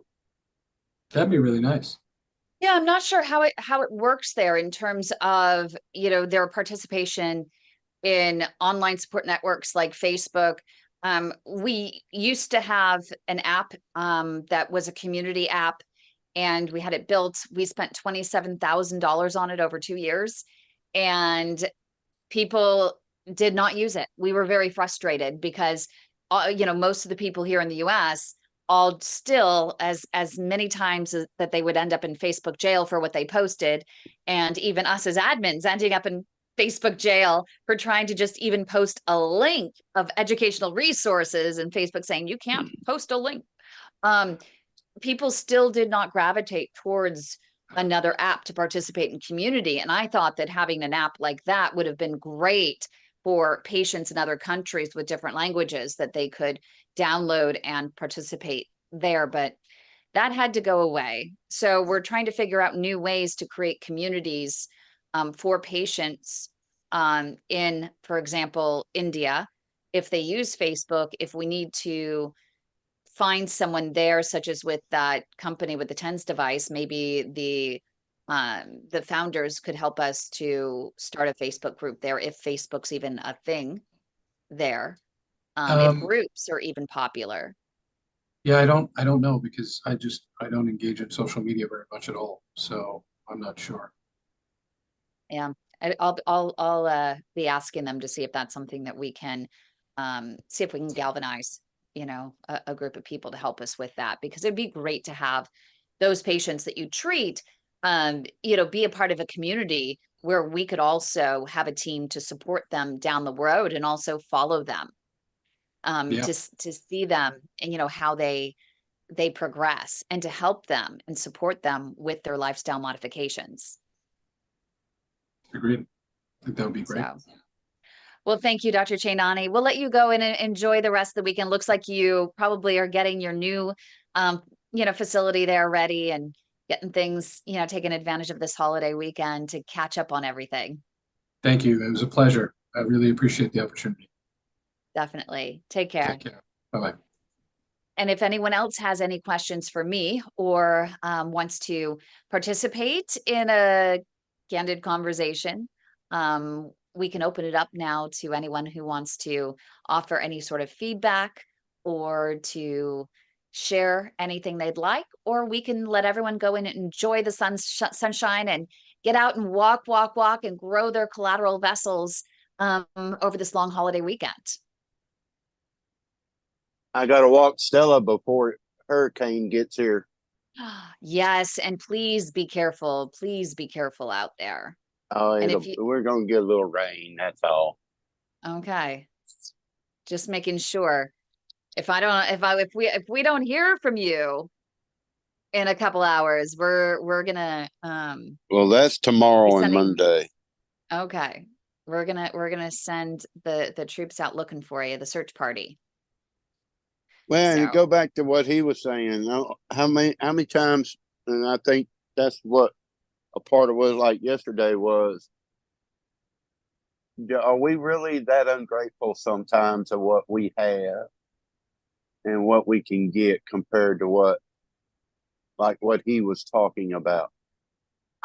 You and I had this discussion earlier this week in a different fashion, because there are times where in working with the Global P.A.D. Association and what we do and helping to expedite care for patients around the world, sometimes I feel as though a patient will come to me and say, I need help, help me now. And then I get the patient facilitated to a doctor. The doctor jumps through hoops and says, I will handle everything. And then suddenly the patient doesn't follow up. It's no longer a priority.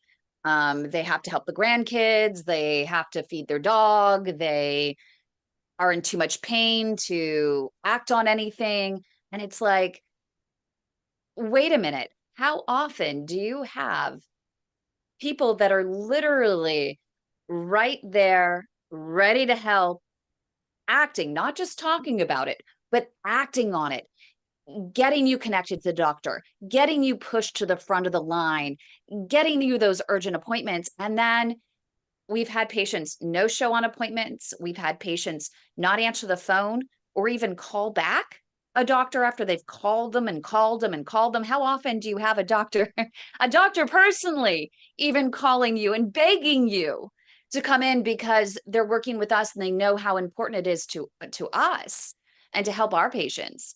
Because they know that when we work with patients, we're very hands-on, and that our patients are more likely to be compliant, or at least so we thought, or so they thought. And then these patients go, well, that's great that you jumped through hoops, you got this doctor, but you know what? Now I'm not ready.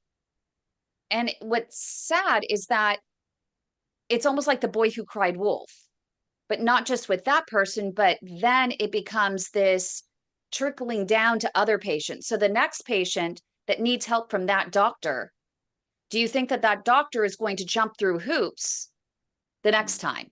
Absolutely not. And we've seen that happen. And it's very frustrating for us because we hold these doctors very, very, very close. We don't have financial relationships with them. It's the relationships that are built on trust, just as they are with the patients. And if you come to me and you say, I need help, I'm going to do everything in my power. I'm not to say that I can do everything in every situation. There are some situations, for example, we had someone, in British Columbia on Victoria Island where, I tried as much as I could to pull strings, but, in government run healthcare, sometimes they have very, strict policies. It's not a very compassionate environment, and it's a very by the rules. And you do have fewer doctors that are willing to help you behind the scenes to, work around that red tape to get you in. We do have a few though, but not in every area. And so when we do have them, they're fewer and far between, but it's even more important in those moments that the patients understand that you can't take it for granted. You can't take the help for granted. You can't take this expedited. And I see that Deborah's here. And what's been great about Deborah W, yeah, I'm talking about you. I see you. I'm here. Is that Deborah is incredibly responsive. She was well researched. She was on top of it.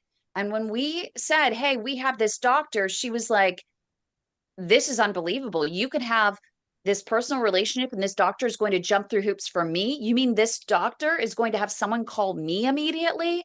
This is huge. And so she jumped on it. And even more, which was amazing, is when she said, I am in so much pain, I need to get in. And I was able to go straight to this doctor who is beautifully generous in putting her ahead of the line. So when a cancellation occurred the next week, she was the front of the line. She said, I don't care what I will cancel everything. I don't care what it takes. I don't care how far I have to drive to get there. I'm going to make it happen. I am going to find a way. And she made it happen because she understood how this just doesn't happen like that in today's healthcare. Right. Kim, I've been in healthcare for 40 years, and I have never had an experience like I have had with you and the physicians. There's something very different about these physicians than what you typically get. I have never, and I've only been involved for a couple of months now, but I have never had the experience that I've had with this group of physicians who are so compassionate and care so much and give their cell phone numbers out if you need them. I mean, I'm blown away by it. But Deborah, can I ask you a question? Sure. It's like I'm in recovery, so I hear it all the time. New in recovery is that what are you willing to do to stay clean and sober? Mm-hmm. A lot of people will say anything, and I tell them, well, make 180 meetings in 180 days. Then they start, well, I got to do this, Right. I got to do that. So for us, I think it's that part where, what are you willing to do to save your leg? How far are you willing to go to save your legs? Does that mean I drop everything I'm doing and walk or hitchhike or take the bus or to ask the next door neighbor anything to drive me 100 miles and just drop me off? I'll spend the night sitting at the front door. Mm-hmm. What are you willing to do to keep your legs? I think that's a large part of our responsibility, isn't it? I couldn't agree with you more, Doug. I mean, I've taken care of patients with sobriety and addiction all my life, and I've always said to them, what are you willing to do? Because in the end, it's going to be just you. Yep. And you have to make a decision. And as I told Kim early on, I don't care if I have to fly to another country to have care, which I've done in the past. I'll do whatever I need to do. And Douglas is another one of those. I have shipped Douglas to two different states for care. And not once does he ever say, Kim, that's not too far. And for him, especially, he's single and he has no one else to rely on but himself. Mm-hmm. And he drove, even though it was painful for him to drive, and it would take him 8 hours for a 2-hour drive because he'd have to stop so much along the way and get out and get some circulation down to his feet, help get gravity to work for him by, not just sitting, but then standing up and letting, gravity help improve that circulation. So then he could get back in the car and drive for another 20 minutes and then stop and get back out. And we even had one, Douglas, where we even had an ambulance have to come get you and field you because we didn't realize that it was not just your legs in that moment. It became your heart. And you still that didn't deter you. You were still willing to go the extra mile to go to the most advanced doctor. If a doctor was willing to jump through hoops for you, you were willing to jump through hoops to get to them. That And was there was Dr. even, That was Dr. Walker in Homer, Louisiana. yeah, And when and the ambulance call, I was just, I don't know, probably 60 miles from Homer, and the ambulance couldn't find me on the highway. But they pulled down to the exit ramp, which was about a mile from where I was on the highway. They asked me if I could drive to them instead of them coming to find me. So I was having a stroke and I had to drive to them. And so it's like, I think that's the whole point is, what are you willing to do to keep your leg? I mean, you're hurting. Are you willing to walk to the end of the couch to even to just get those 5 extra steps? Are you willing to stand up and walk to the end of the couch just to get those 5 extra steps? Those 5 extra steps can save your life. So, I mean,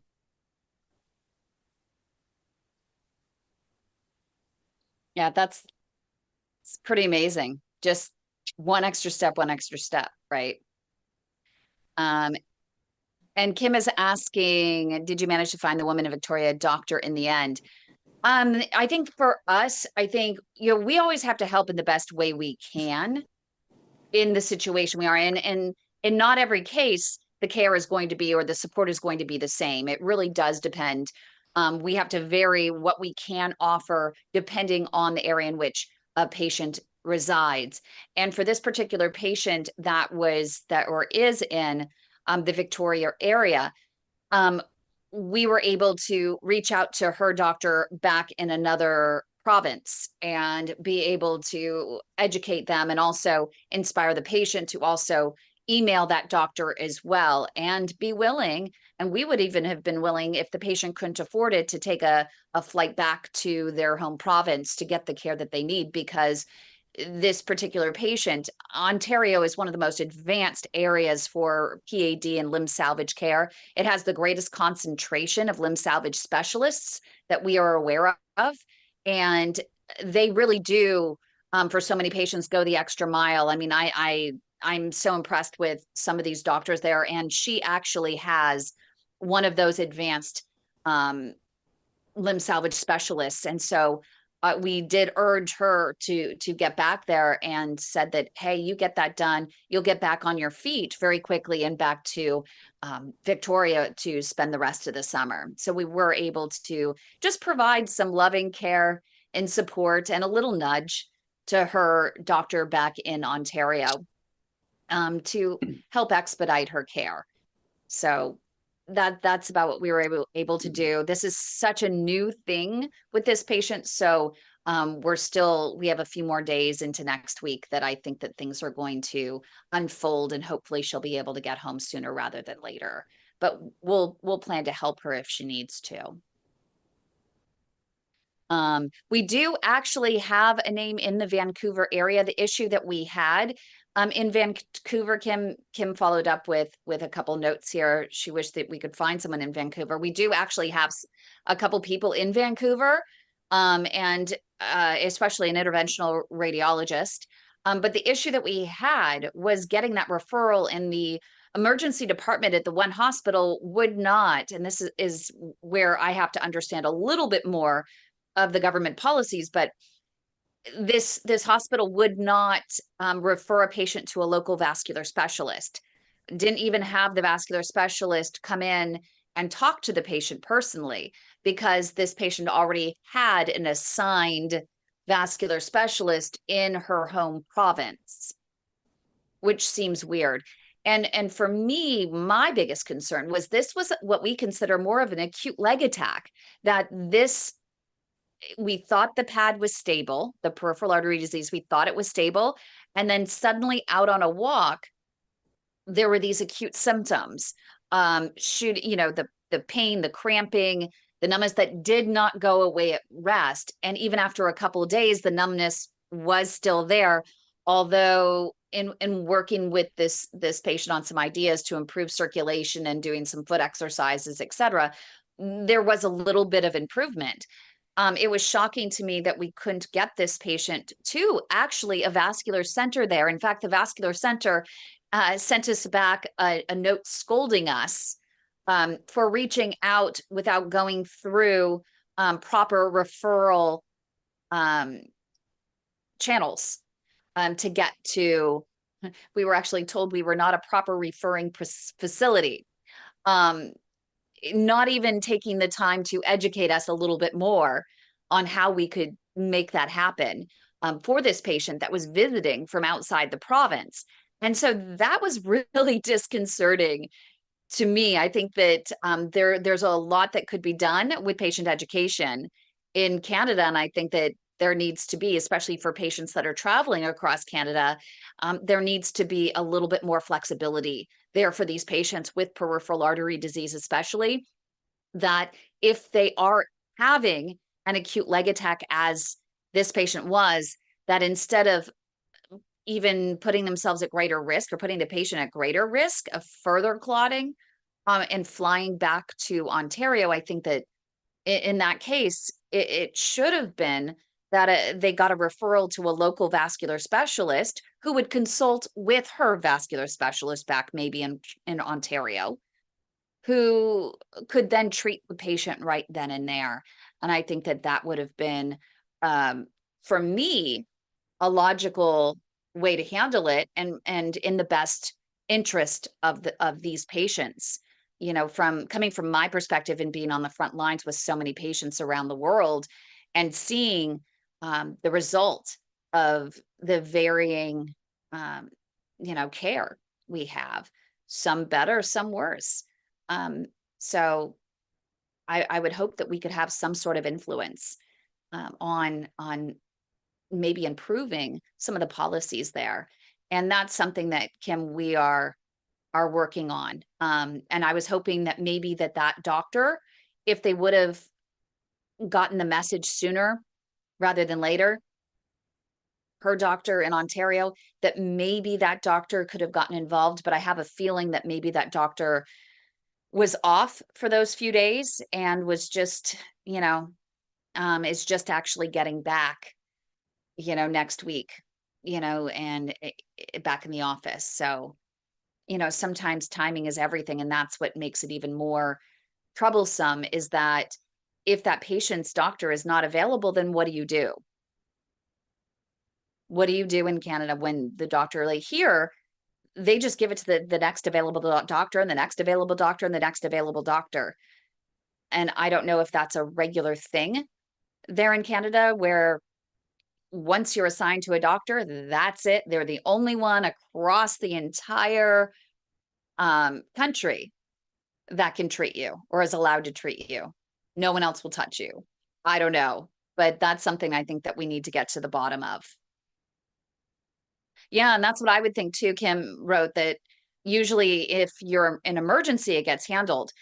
But I think what also happens is I think that there isn't a great understanding of peripheral artery disease. I think it's still evolving.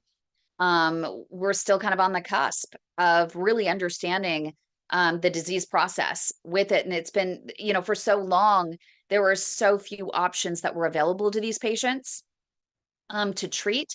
And so it really used to be not that long ago that there was nothing they could do. They would just say, you're getting old. And even still, there's some antiquated doctors that still think that you have plaque in your arteries in your legs. There's nothing that could be done.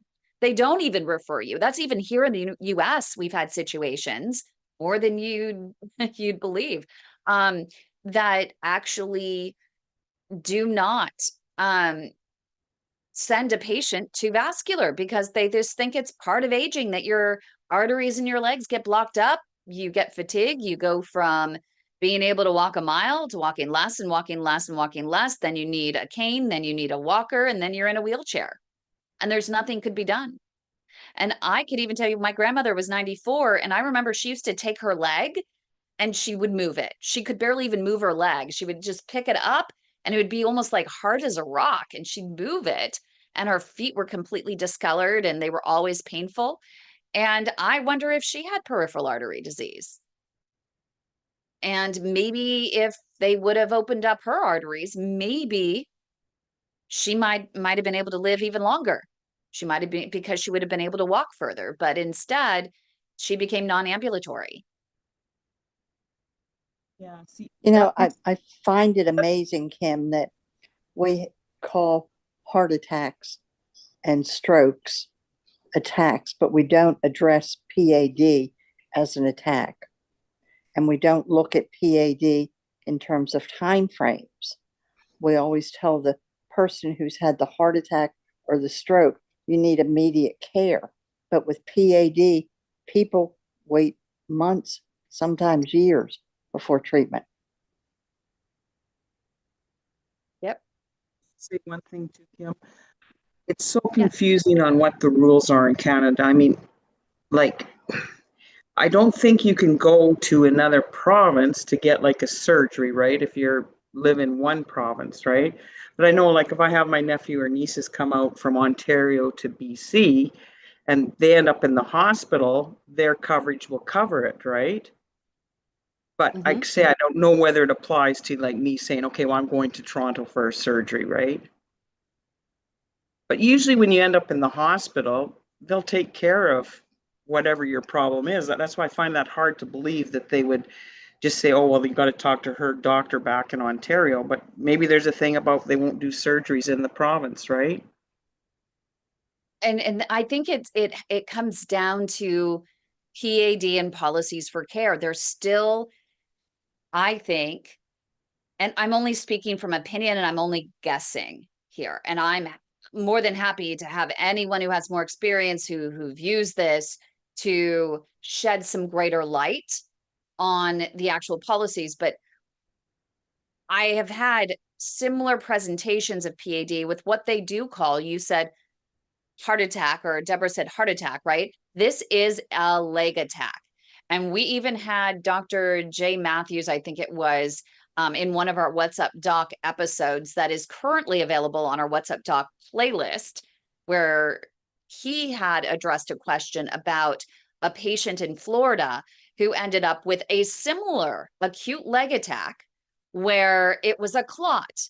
And everyone's used to treating clots in the veins and know how to treat that. And they go straight for those DVTs and do something about it. But when it comes to an artery leg attack, an acute leg attack where a clot lodges into an area of the leg in the artery, I mean, as Dr. J. Matthews said, you have hours, you have like 6 hours to really be able to get in there and treat it. And you need to suck that clot out.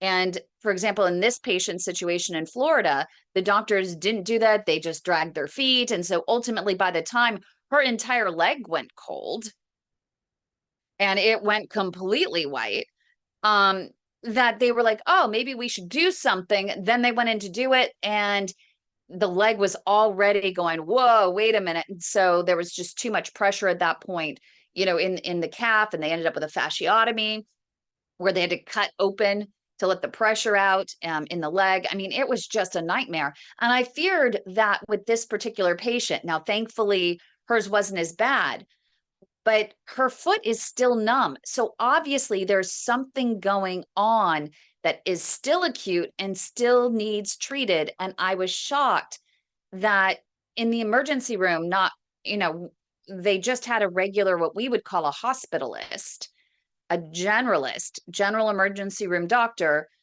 order the CT angiogram to better visualize the vessels and what's going on, and just consult with a vascular specialist separately to just look at the images, not talk to the patient, just take whatever this hospitalist, took from the conversation with the patient and brought it to the vascular specialist. And they just determined away from the patient that they were just going to let the patient go and get treated back at home, and suggested she go home and go get treated. And that's really weird to me, because a vascular specialist has a different set of training. The hospitalist is not going to have the extensive training and understanding of PAD. They can know enough to be able to spot a potential emergency, but they need that vascular consultant to go in and actually talk to the patient, actually see the patient, actually touch the patient.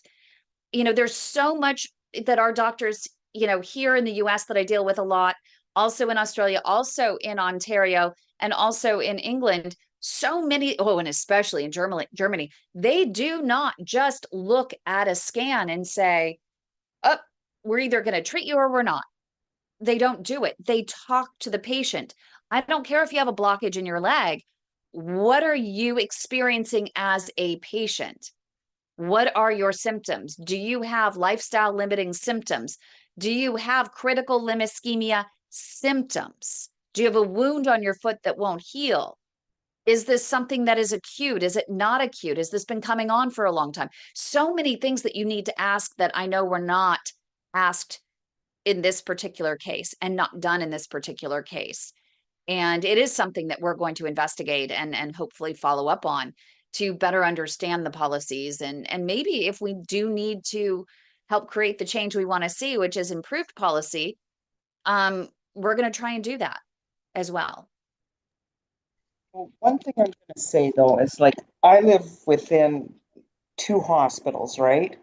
And so neither one of those hospitals have cath labs. So in my greater area of the Vancouver greater area, there is like 10 hospitals, but only 3 have cath labs or vascular surgeons. So that could be part of the problem too, depending on which emergency you go to. If you don't know, that it doesn't have a vascular center, you may not get the help that you need there. Because like the one hospital that doesn't have one, they get a lot of heart attack and strokes. And they say, well, but then we have to ship them to another hospital. And then that's the problem, is because when you're dealing with a stroke, you don't have that much time to deal with it. So then they're having to be shipped to another hospital, right? So it's unfortunate, but not all hospitals have the same capabilities. Mm-hmm. That's a really good point too. And I think that it's really important for those hospitals to own up to that and actually tell the patient, and hey, we don't have the capabilities to treat you here. We don't have a cath lab that's open. But in that situation, I really wish that the hospital would have said, hey, we'll send a referral. If you're planning to stay here for the summer, let's get you referred to, they do have a vascular center there.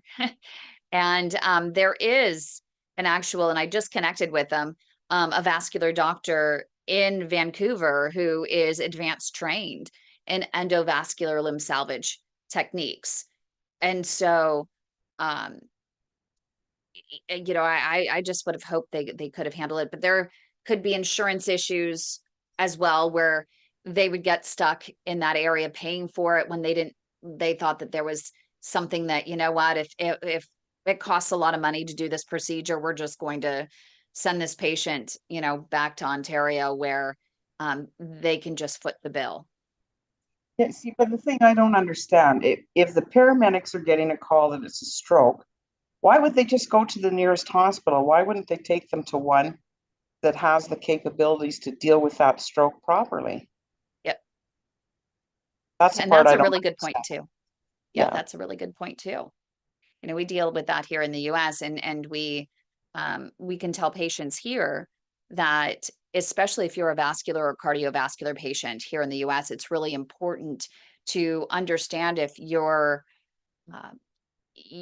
hospital has a stroke ready facility. And I think it might be called FAST or rapid response. Maybe it's a rapid response. I'll have to look it up, but it's always good to be prepared and understand what your local emergency room offers.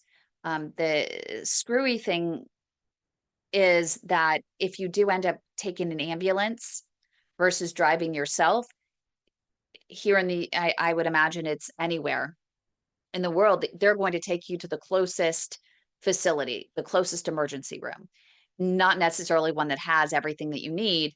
If it is something that's a life-threatening situation, so many patients, for example, a friend of mine, and patient and her mom, they ended up recognizing right away that this patient had an aortic dissection, and they didn't have the cardiothoracic surgeons on hand to do that. And they asked her, well, which hospital would you want her to be life flighted to? And they were able to get her to the hospital that I had mentioned to her before, which was ironic. It was for my friend's situation, not necessarily for her mom, that I knew had a rapid response team for any cardiovascular issue, had one of the top, cardiovascular teams in the San Francisco Bay Area that's little known.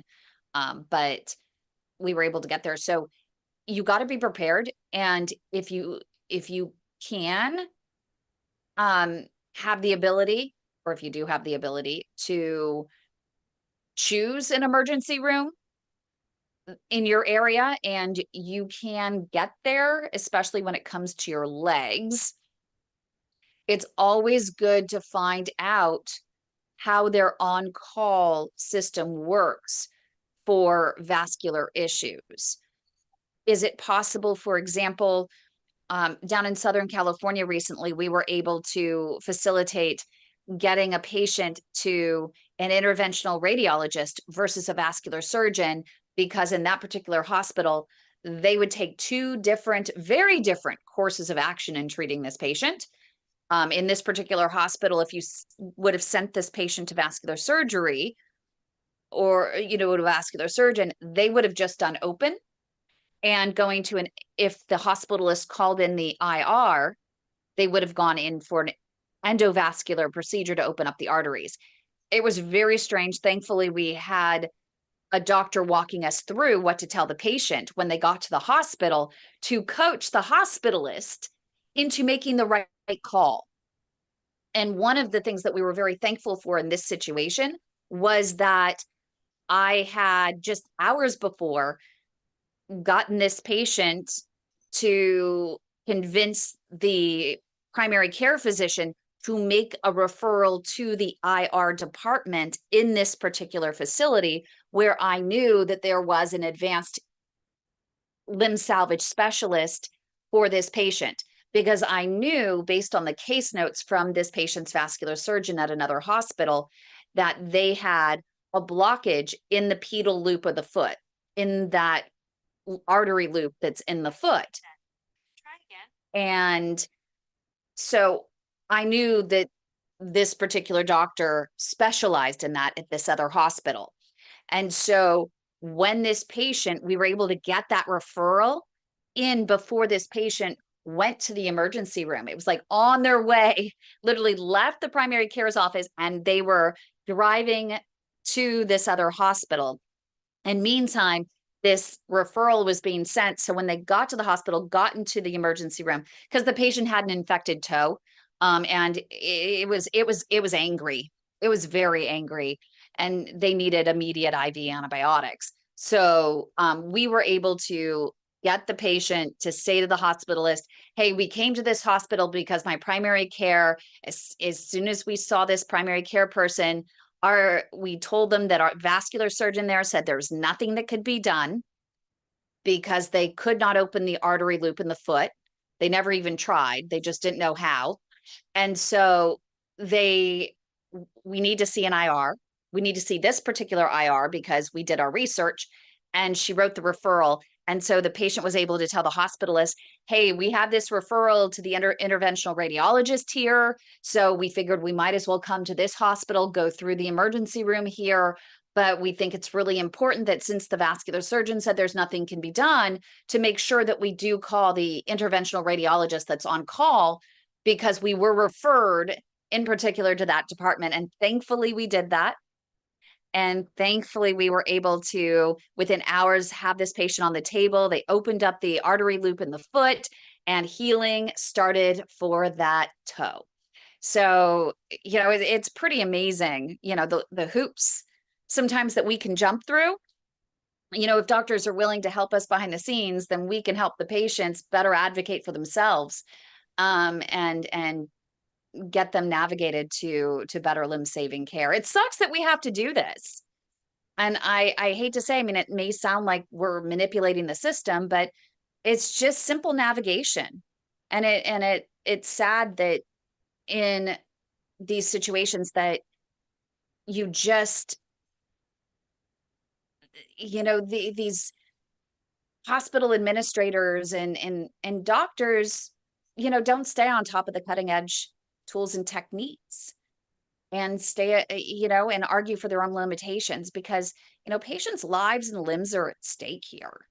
So Well, I think it's important as a patient to have a plan, because like our local provincial government, basically they have a commercial on TV saying, if you have a stroke, do not drive yourself, call the ambulance.